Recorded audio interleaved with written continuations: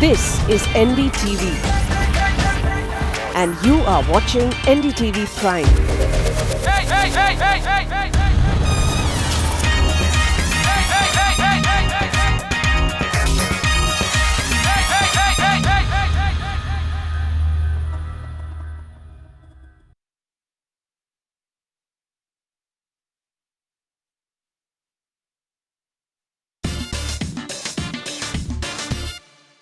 Hello and welcome to this special episode where we're going to introduce you to a very, very special guest. I'm Akriti Tyagi.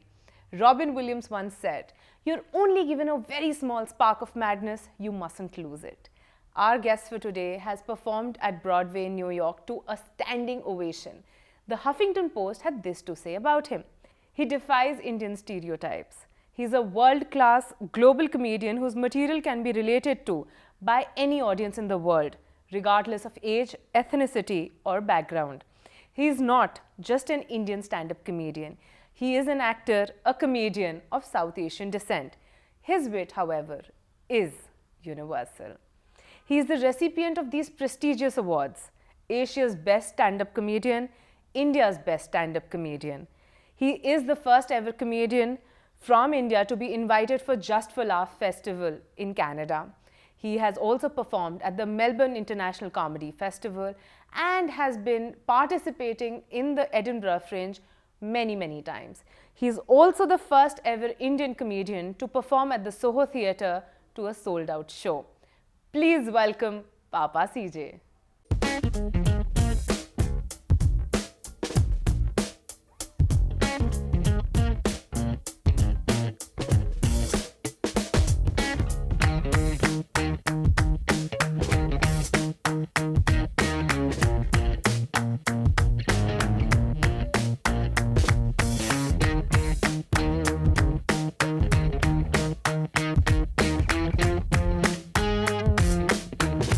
It's so nice to see people coming into India and learning about our culture, because often I get to travel abroad and people don't understand us very much. Often when I meet people abroad, the first thing they say is, "Oh, you're Indian." I know about India. I've seen Slumdog Millionaire. That's like me saying, "Oh, you're English." I know about the English because I've seen Mr. Bean. Huh?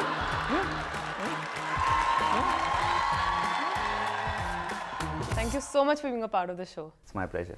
Okay, the question I'm going to start with is basically the one that I've been bugging you all about. How Wow. did the name Papa CJ come about? So CJ is initials for my name. I've been called CJ since I was 16 years old. Okay. Now, when I started performing in London, try getting an English guy to pronounce an Indian name. They generally tend to mess it up. And that would be? Well, nice try. You know, the funny thing is, this is what I find, that curiosity is so powerful. It's the first question I'm asked at every single interview. And every time I'm asked this question, I try and make up the biggest story I can. Okay. To see if people will print it. Like press interviews, one of the interviews, and they printed it, I said I was born in the Vatican City, where it is customary to name a child after his or her physical characteristics. Papa is the literal translation of the Latin word massivus, and CJ is the literal translation of the Latin word genitalis. They have printed it. One more story I've given is that I saw a brutal mafia murder. I'm under a witness protection program from the International Court of Justice. But why the curiosity? One of the reasons I don't tell people my name is I don't want them to put me in a box. Why should they have to say, "Oh, Gujarati, oh, Bengali"? Why? Why the curiosity? So when I started performing in London, the Papa I just made up. Okay. You know, maybe subconsciously in my head I was thinking कि अंग्रेज़ों को भी लगना चाहिए उनका भी कोई बाप है. But in hindsight, I can tell you why it works. It's easy to remember, it's easy to pronounce, it's catchy, it kind of works as a brand. And if ever somebody is coming to try and find Papa CJ to kill him, then the only place you find Papa CJ is at a comedy club where there is security. Yeah. So, yeah. Makes sense. You're actually a Lawrence School and an Oxford University alum. How does somebody who's actually going to Oxford University progress towards comedy and takes it up as full-time profession? Well, let's just say Oxford University is not exactly putting me on the brochure, right? They're not saying come spend 30,000 pounds on an Oxford MBA, you can be a stand-up comedian one day. Sure.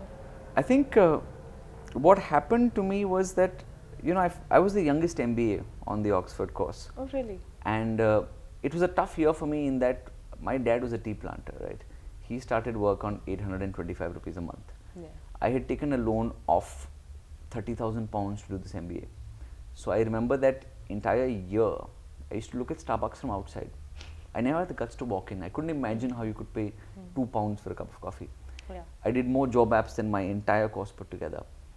And somehow I landed this job with IBM in the UK in the Okay. consulting business. Okay. And it took me 3-4 years to pay those loans back. But what happened at IBM, I went as this young 23-year-old MBA graduate who wanted to, you know, succeed and achieve in the corporate world, but they completely wasted me. You know, I spent a lot of time on the bench. Over 3 years, I had 6 different jobs in IBM.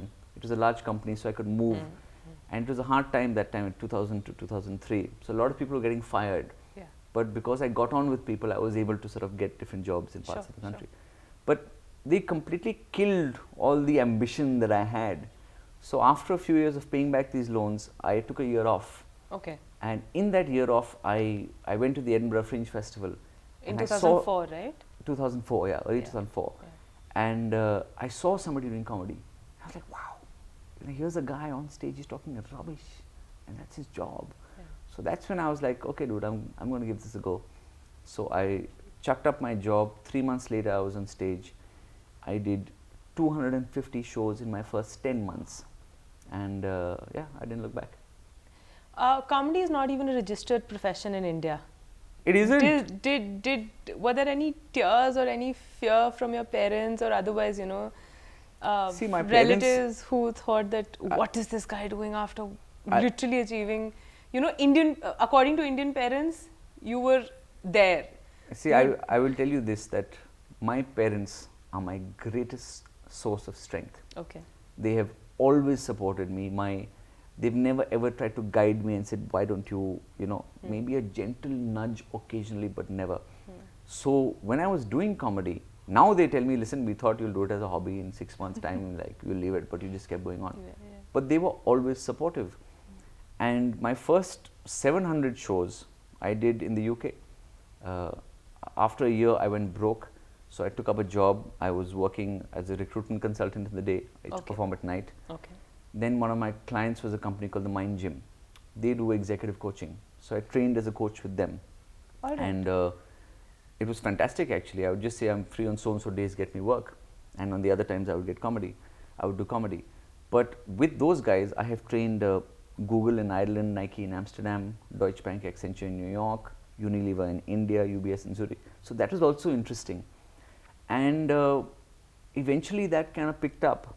Then I moved back to India. And this was 2008. There was no English language stand-up industry in 2008.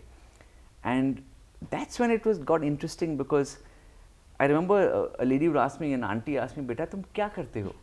I said, auntie, मैं comedian हूँ, मैं joke सुनाता हूँ. She's like, हाँ, joke तो मैं भी सुनाती हूँ. You know, तुम काम क्या करते हो? So that was the challenge. Yeah. I remember there was our domestic help, there was a girl who used to work with us. And my mother was trying to explain to her what I do. Okay. So she said, you know, Baba joker hai. And she said, वो joker कैसे हो सकता है? Joker तो 4 foot के होते हैं. Because her concept was circus का joker. Yeah.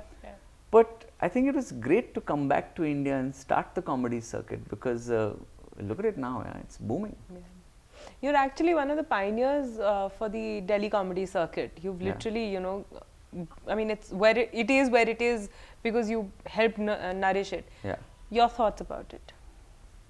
I think I don't know if it was selfishness because I needed a place to perform, or me just wanting to grow the industry. I think it Sure. is the second. Yep. Because I had ample places for me to perform. But I remember we started, me and my friend Dipali, Okay. Dipali Gupta. We started in a small place called the Mocha Bar in Nehru Place. And I still remember the first show. We had Abhish Mathew, Raghav Mandava, Sanjay Rajora. All these guys did their first shows like in front of me. Oh, wow. And at that time I had called it Papa CJ Shaken and Stirred. And we were in we were inviting all kinds of performers because I didn't know how many comedians we would actually get. Yep. We had performance poets, we had singers, we had comedians. And I think what's really nice about specifically the Delhi circuit, which at that point I had a hand in shaping, is that it was a very supportive atmosphere. For me, it was very important to give the circuit a safe place to grow, because stand-up comedy is a very difficult thing to do. You get up on stage, nobody laughs, audience boos you, somebody says something mean, you will not get up again. So I wanted to ensure that we had that safe environment. I would host the shows, I would make sure the audience were, you know, nice and friendly. And I think that has helped shape at least the Delhi circuit, and maybe somewhere beyond. A lot of comedians from Delhi, Zakir and the like, have stepped out and they're doing really well. So I think those were special times on the circuit as well. There was a friendliness, there was a rawness to it, you know, something like we're starting something new. There wasn't this, nowadays it's all about Twitter and Facebook and social media and so many likes. Snapchats. But I think there was an earthiness to it which was special. See, living in Delhi, I don't understand the language you speak in Mumbai. Like, sir, we call it bread, you call it pav. We call it pyaz, you call it kanda. We call it a servant quarter, you call it a 2 BHK. Right?